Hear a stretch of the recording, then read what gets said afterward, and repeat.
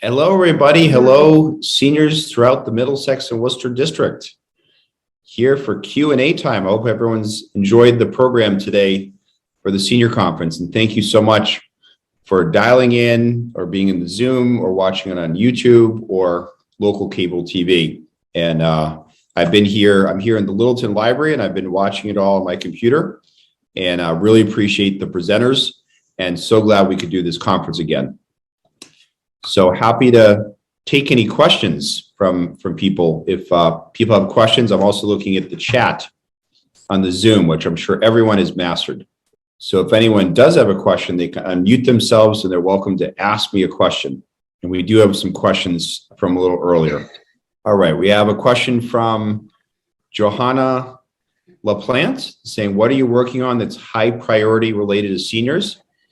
I would say probably besides the COVID response, making sure people have access to boosters and other sort of health supports for COVID as we go into the winter. It's really around senior housing. So we have some unmuted for really the past 2.5 hours. Really encouraging housing projects that are happening, including in Acton. There are 2 separate senior housing projects, one that's going to be 30 units and one that's 40 units. And this is for low and moderate income seniors. So I know sometimes there's some frustration at how expensive some affordable housing projects can be, but this would be for more moderate income seniors. So we're working on that in Acton. There's a couple other projects in some of my other towns. And then related to housing is that we did get some more funding in the ARPA budget that provides investments in our public housing stock. So much of our public housing stock, of course, is for seniors. And I know that a lot of it is from the 1960s and 70s. And so we really need to upgrade it, whether it's improving the housing, the area around, sometimes the infrastructure, including the water infrastructure. So we secured around $200 million for that in the ARPA budget. So I would say probably senior housing next to COVID is the biggest high priority issue I'm working on right now for seniors. Love to see all the thank yous. Thank you very much. Let's see. One of the questions just about, will all the presenters' info be available online? So absolutely. Yep, that'll be on my website, senatoreldridge.com/seniors. So that'll be on the website until we do the next senior conference. There's a question, does a Democrat have a good shot to win the governorship? Well, obviously this is a government senior conference. We're not partisan here, but I will certainly say, as I'm sure most people know, that with Governor Baker and also Lieutenant Governor Polito announcing that they're not running for re-election, I think it's a very open race. So I think anyone could win. And I think that came as a surprise to a lot of people. And obviously you're going to see a lot more people announcing to run. So we'll see what happens next year. But I don't have to tell anyone here that, who the governor is has such an impact on serving seniors. You think about all the programs that are run through state government, and the legislature can fund those, but it's up to the governor to implement those and lead as far as a vision. So please pay close attention to that. We have some questions that came in earlier. Let's see, what options do I have with local transportation? So that's another area where there's been for many years a focus on improving commuter rail service for the district, both the Fitchburg line that has stops in Acton, Littleton, Ayer, and Shirley, and on the southern part of my district in Westboro and Southborough. So I really think we need to dramatically increase our investments in local transportation. I know that a lot of councils on aging have vans, which provide a critical service, but I think we also need to invest more in our regional transit authorities, including the Metro West Regional Transit Authority, which is serving more of the communities in the Middlesex and Worcester District. but also the LRTA and the MART, which serve areas like the Neshoba Valley and Acton Boxborough. And the reality is, and I hear this from so many of you, is that it's not very reliable. Might be able to bring someone shopping, but you'd have to wait there for 2 or 3 hours, and that's really unacceptable. So that is something where next year, all voters will be voting on something called the Millionaires Tax, which will tax income over $1 million a year. So if you make $1 million and $200,000 a year, you would be taxed at a higher rate on that $200,000, and it would fund about $2 billion in revenue, half of which is dedicated to transportation. And I think there's a growing conversation in Metro West and Central Mass about, more robust bus service and shuttle service, including for seniors. So that's what I'm hoping will happen if that passes. Well, I've lost him. Yes, we learned that our town of Westboro will no longer be in your jurisdiction starting January 2022. Can we still participate in your conference? Well, yes, you can absolutely still participate in the conference. And just for everyone's information, I'm finished because I can't see it anymore. Is that you can, and for the person who was just speaking, you can just mute yourself. But yeah, in terms of Westboro, what happened this year was the redistricting. And so I am very sad about it, but many of the Metro West districts moved to the east. So I will no longer be representing in a year. So actually January 2023, I will no longer be representing Shirley, Northborough, Westboro, which I'm really very sad about. So my district is sort of shifting to the east with the population growth in Eastern Mass. I hope everyone knows that, if you ever have an issue, feel free to reach out to me, but you will have a different state senator. And so, I will represent all the towns I currently do, including Shirley, Westboro, and Northborough for the next year. But then after the next election, after November 2022, the districts will change as far as who I represent. But yes, to the main question, I know there are people from all over Metro West and Central Mass outside my current district now that participate in the senior conference. So welcome to participate, and hope you come back next year. Can you tell me where I can find information on councils on aging? From Donna. Yeah, so hopefully Council on Aging is fairly easy to locate. They're usually inside the senior centers, and they have a board, and they decide on the programming. The state provides some funding for every single Council on Aging to do programming, to provide food supports, other supports in our councils on aging. So that should be on your town or city website, and most of them have a website on their own. I think they're a great resource, and it's been so great to see more and more senior centers be built or renovated in the communities. I know there's a discussion going on now in Ayer about a new senior center. I know there's a little bit of discussion in Maynard about it, and it really does make a difference to have a separate senior center for seniors. What are some plans towards ensuring that more money will be directed to social and medical services? Great question. We did in the Senate, we just passed a mental health bill, which increased funding for mental health care. It really seems to be a growing crisis, the lack of mental health parity in the state. But in the ARPA budget, we invested about $300 million in healthcare and for mental health and for public health, which I do think public health could do a great job of reaching out to seniors about care. I know in my hometown of Acton, we have the Acton Nursing Service, which provides a great job to Acton residents in need of care in their homes, including for seniors.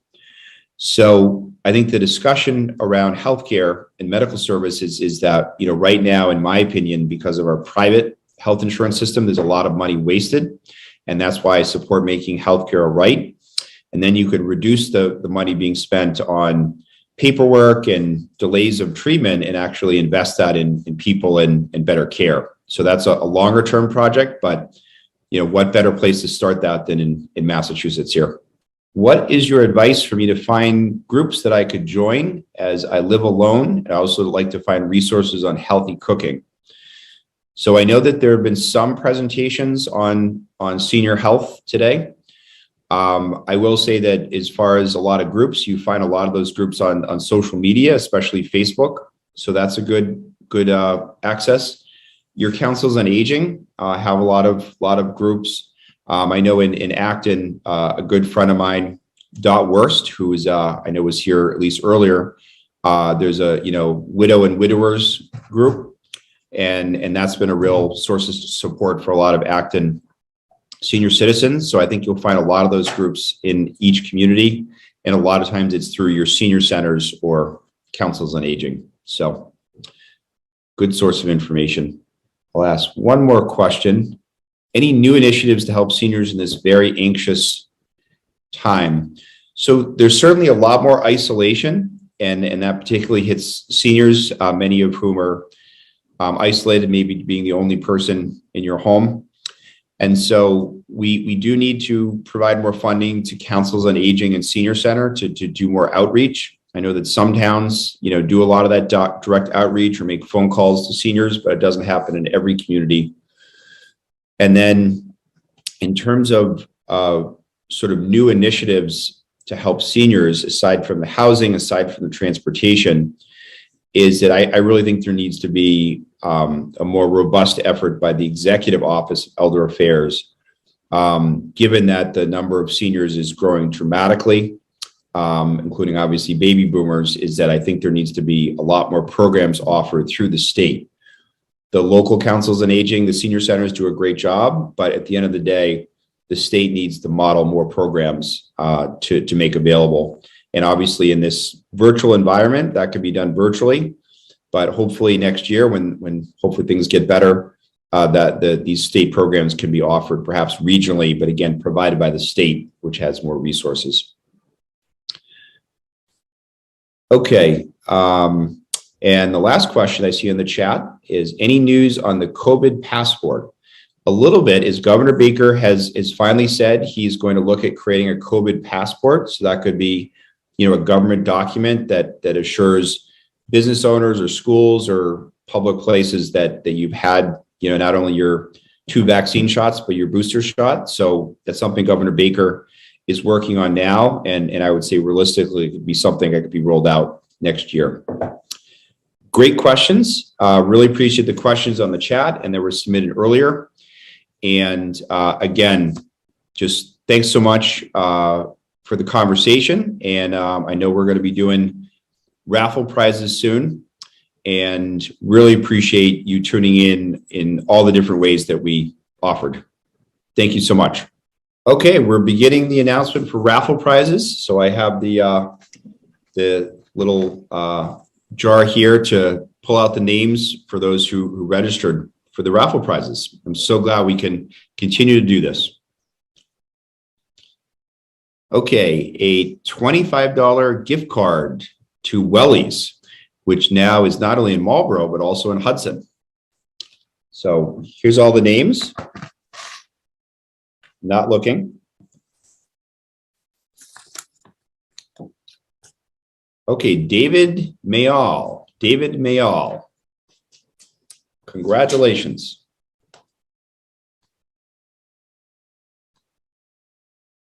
Okay, a $50 gift card to Market Basket, also now throughout the district.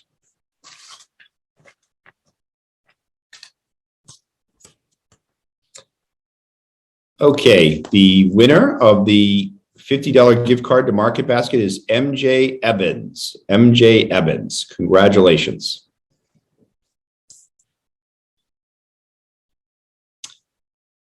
Okay, this is a newer one, a $28 value, if I'm reading it correctly, for a blood pressure monitor. Blood pressure monitor, one of our newer products for this year.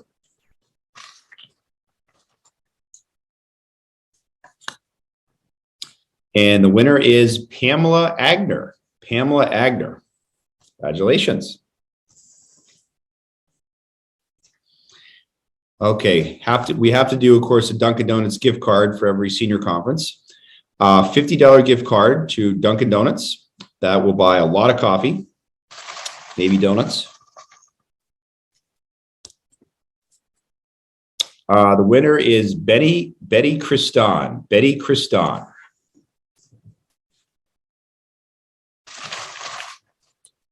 Okay, wait, let me look at the item first. Oh, this is big. This is the Ninja Blender at a $200 value. These are really nice. $100 value. I'm having a little trouble seeing. Okay. And the winner is Tina Grosowski. Tina Grosowski. Congratulations, Tina. The Ninja Blender. Okay, we're back to the Market Basket gift cards. This is the second one. It's a $50 value, $50 gift card. And the winner is, and this is someone who asked a question, I think a couple, Donna Scalcioni. Donna Scalcioni, if I'm pronouncing that right. Congratulations, Donna. Okay, next one is a dinnerware set at an $80 value.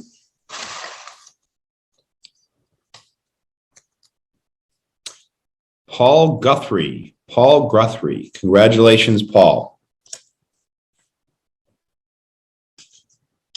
And another gift card for $50 to Dunkin' Donuts.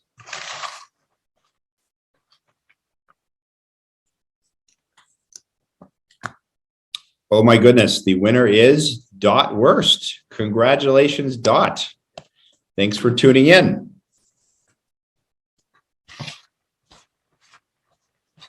I'm going to shake up the rest of the items. Okay, next item is a 7-quart crock pot, something I use a lot at home. $50 value. And the winner is Laura Villain. Laura Villain, congratulations. Okay, this is one of our newer items, a $50 gift card to Amazon. $50 gift card to Amazon. Seeing so many more people use and order through Amazon. Okay. The winner is Lorelei Richardson. Lorelei Richardson, congratulations.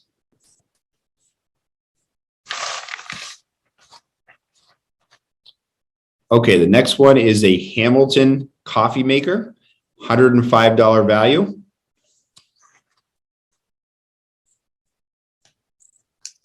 Okay, Phyllis Kahali. Phyllis Kahali, congratulations, Phyllis.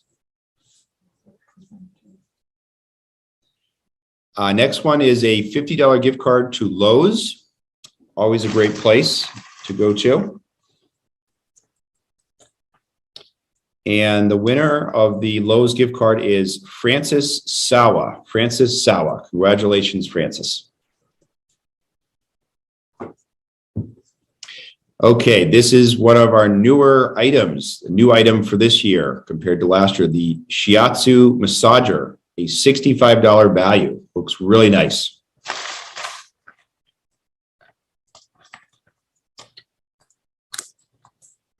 Winner is Janine Nichipur. Janine Nichipur, excuse me. Congratulations. Okay, a $50 gift card to Bass Pro Shops. Bass Pro Shops. And the winner is Patricia Green. Patricia Green, congratulations. Bass Pro Shops gift card. Okay, now we're getting into some of the bigger items. We've got a 32-inch TCL Smart TV, $230 value. I will dig deep for this one.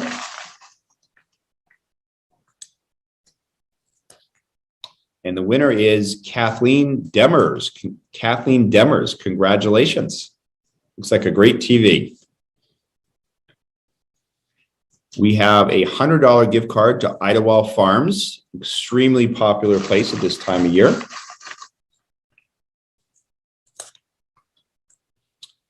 And the winner is Jane Sachs. Jane Sachs. So congratulations on the Idlewild Farms gift card.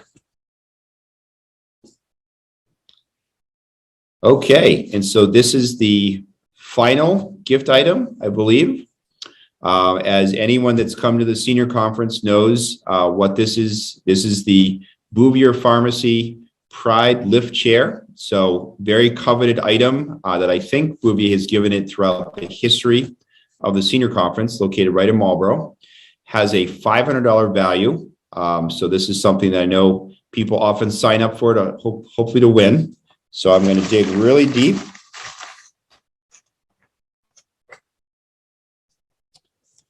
Okay, the winner is, I feel like I need a drum roll. Thank you, guys. Virginia Bates. Virginia Bates, congratulations. You won the Bouvier Pride Lift Chair. That will be delivered to you after we get in touch with you.